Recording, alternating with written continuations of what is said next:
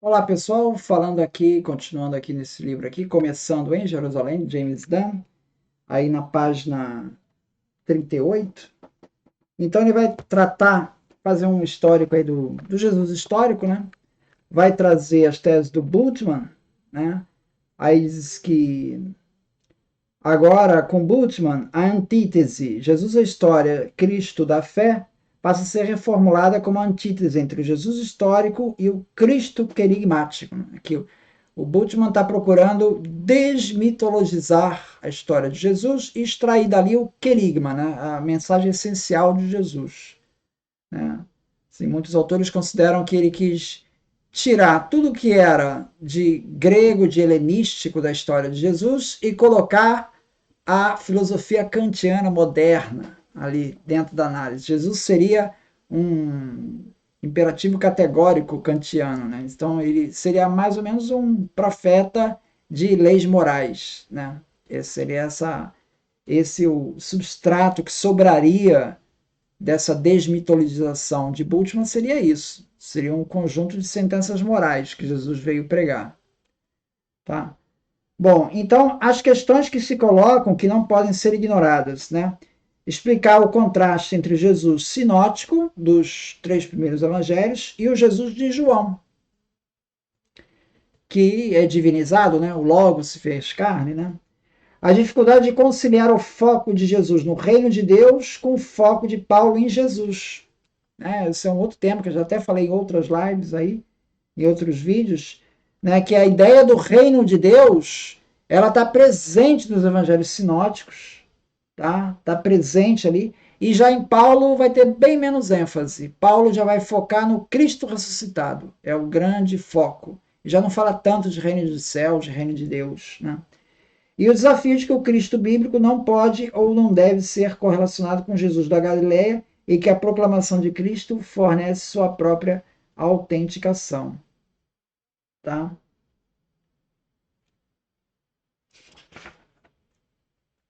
Então, ao se discutir a transição de Jesus para Paulo, raramente é possível evitar a questão da escatologia por muito tempo, pois quanto mais as falas de Jesus sobre a vinda do reino sejam vistas em termos de expectativa iminente, nas palavras de Schweitzer, mais premente se levanta a questão: em que sentido, se é que em algum, o que aconteceu atendeu às expectativas de Jesus? É a história as profecias de Jesus foram cumpridas ou ainda estão por se cumprir? É o debate futurista preterista, né? A famosa piada de Alfred Lois ainda incomoda.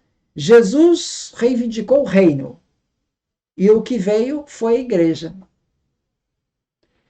A sugestão de que o ensino de Paulo sobre a justificação de alguma forma continua o ensino de Jesus sobre o reino parece ser outra tentativa, menos irônica, de resolver o fracasso da expectativa iminente. Então, aquela ideia de que eu retornarei enquanto muitos dos que estão aqui ainda estarão vivos, né? E esse retorno que não veio, pelo menos não literalmente como as pessoas entendiam, né? Ele sugere aqui o James Dunn que a teoria da justificação de Paulo foi uma tentativa de resolver esse incômodo, né? Dessa profecia não cumprida. E na medida em que a questão se reduz à própria parousia, volta do céu de Jesus, já sugeri que a ideia pode ter surgido, pelo menos em parte, de uma fusão entre a esperança de vindicação de Jesus, como recordada, e suas igualmente recordadas parábolas sobre donos que viajam e retornam inesperadamente. Isso ele fala no Jesus Recordado, no livro de Jesus Recordado. Mas, de qualquer forma, isso poderia ser apenas parte da resposta, e a questão exigirá mais exploração.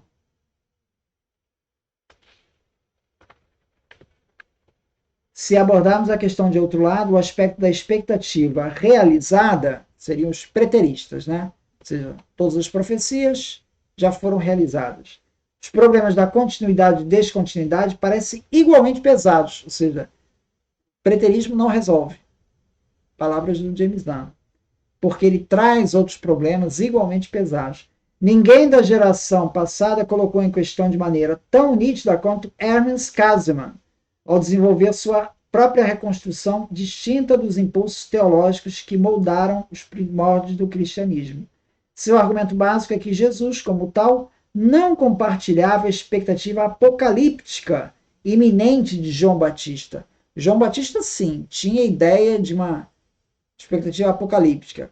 Jesus não teria herdado essa expectativa apocalíptica. Em vez disso, ele proclamou a imediação do Deus que estava próximo. Foi a Páscoa e a recepção do Espírito Santo que fizeram com que o cristianismo primitivo substituísse a pregação de Jesus sobre o Deus próximo por uma nova apocalíptica, para o futuro, né? Daí uma das famosas máximas de Käsemann: a apocalíptica foi a mãe de toda a teologia cristã.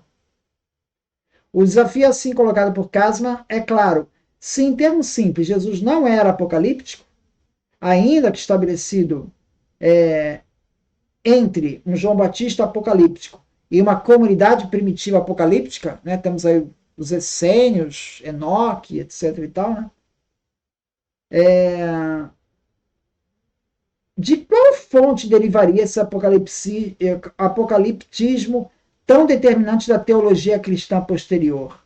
Afirmar que o apocalíptico foi a mãe de toda a teologia cristã e que Jesus não era apocalíptico parece separar Jesus do que o seguiu e atribuir o impulso decisivo para o cristianismo a experiências cuja conexão com Jesus pode não ter sido mais do que acidental.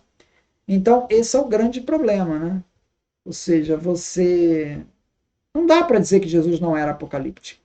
Jesus, ao que tudo indica, considerando o contexto aí, João Batista, a comunidade primitiva, ele era apocalíptico. Né? Ele absorveu essas ideias. Não dá para dizer. Então, essa tese do Käsemann, segundo James Dunn, não vai muito para frente.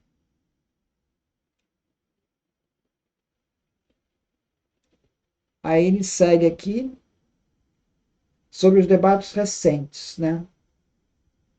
Então, ele está preocupado com essa questão: como sair do Cristo ressuscitado para o Cristo que pregou em vida ali os 3 anos, né?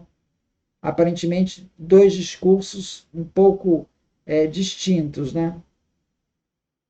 A busca neoliberal mostra que Jesus é simplesmente um sábio subversivo e, portanto, substancialmente distante do Cristo ressuscitado, crucificado e ressuscitado de Paulo, sem nenhum vínculo real de um com o outro, além da afirmação de que havia respostas radicalmente diferentes de Jesus. Então, o Cristo neoliberal ele faz essa diferença, né? Ou seja, o Cristo ressuscitado, tudo invenção da igreja. Teologia, tudo teologia. Não tem nada a ver com Jesus histórico. O outro corolário, implícito ou explícito, é que o Cristo do Evangelho de Paulo e de Marcos é uma corrupção das boas novas galileanas originais. Por outro lado, a chamada terceira busca do Jesus histórico, isto é, nos termos que tenho usado, a busca por Jesus, o judeu, pode parecer semelhante a uma tentativa de restaurar a ênfase do Jesus pré-pascal. O dilema consequente é que quanto mais judaico vemos que Jesus foi, mais difícil fica entender como e por que o Cristo do dogma surgiu.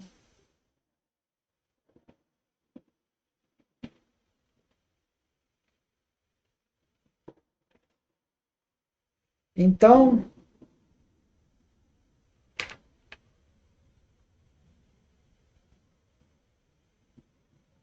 ficam as perguntas. Como podemos explicar a transição do Jesus sinótico para o Jesus joanino, Jesus Deus?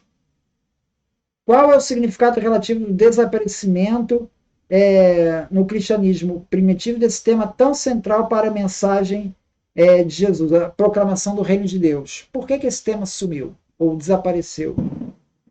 Até que ponto, se é que houve, a mensagem de Jesus influenciou o evangelho paulino? Como e por que ocorreu a transição de Jesus, o proclamador, para Jesus, o proclamado? Em sumo, debate sobre a continuidade e descontinuidade entre o Jesus pré-pascal e o Cristo pós-Páscoa, entre a mensagem do primeiro e o evangelho sobre o segundo, retrocede e avança sem muito progresso. Podemos avançar? A tentativa do livro é responder essas perguntas, tá? Klausner, ele vai defender uma tese na tentativa de explicar o porquê o cristianismo emergiu do judaísmo. A questão é colocada imediatamente por nossa análise inicial nos termos que já podem ser observados para descrever os primórdios do cristianismo. Já observei o caráter distintamente judaico que muitos desses termos, particularmente igreja, sinagoga, santos, eleitos, pobre, caminho e seita dos nazarenos, são usados ali para os primeiros cristãos. Então, são termos totalmente vindos do judaísmo. Todos esses termos, igreja, sinagoga, santos, eleito, pobre, caminho, seita dos nazarenos, tudo isso são termos vindos do judaísmo. Então, isso denuncia uma origem judaica, né? O uso de tal terminologia entre os primeiros crentes requer que a questão inicial seja aguçada. Como um grupo ou grupos que usavam tal linguagem acerca de si mesmos eram percebidos em relação à herança judaica que lhes deu tal linguagem.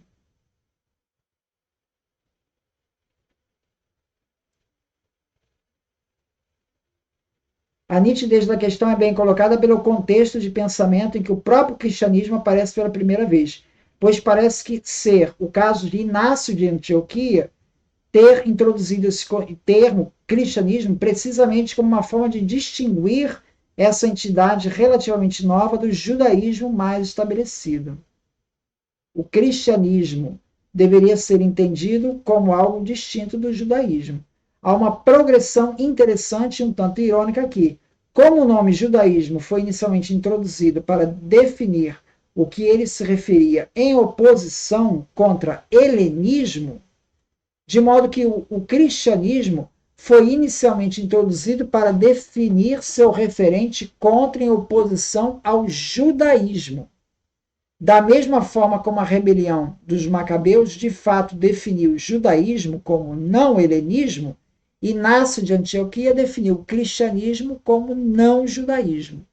Então essa marcação ela vai estar mais presente ali no começo do século II com Inácio de Antioquia. Muito obrigado, então.